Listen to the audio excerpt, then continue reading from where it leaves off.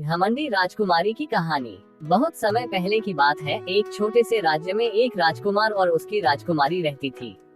राजकुमारी बहुत ही सुंदर, बुद्धिमान और गुणी थी, लेकिन उसका दिल घमंड से भरा हुआ था।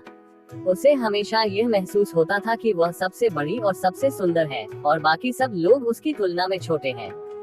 वह अपने राज्य के गरीबों और जरूरतमंदों से कभी बात नहीं करती थी।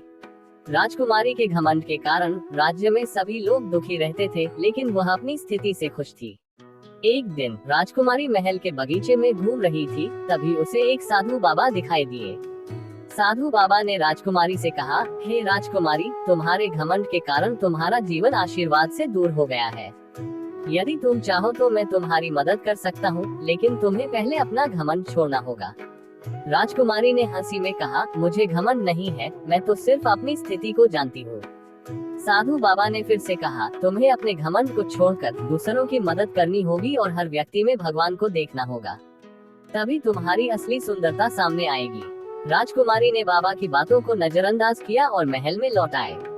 कुछ दिनों बाद राजकुमारी एक दिन महल के बगीचे में एक गरीब और बीमार महिला को देखती है, जो मदद के लिए बैठी थी। वह महिला बहुत दुखी थी और उसकी स्थिति देखकर राजकुमारी का दिल पसीज गया। राजकुमारी ने उस महिला की मदद करने का फैसला किया। उसे एहसास हुआ कि असली सुंदरता और शक्ति दूसरों की सेवा करने में है। उसने उस महिला को भोजन दिया, उसे कपड़े दिए और दुआ की। उस महिला ने कहा, राजकुमारी, आपने आज मुझे जो मदद दी, वह भगवान का आशीर्वाद है। राजकुमारी के मन में एक परिवर्तन आया। उसे समझ में आ गया कि असली महानता और सम्मान दूसरों के साथ प्यार और सहानुभूति में है, न कि घमंड में। उसने बाबा के शब्दों को अपनाया और राज्य में गरीबों, असहायों और जरूरतमंदों की मदद करने लगी। धीरे धीरे राज्य के लोग उसकी सच्ची सुंदरता और गुणों को पहचानने लगे। राजकुमारी का घमंड खत्म हो गया और वह एक महान और श्रद्धेय शासक के रूप में उभरी।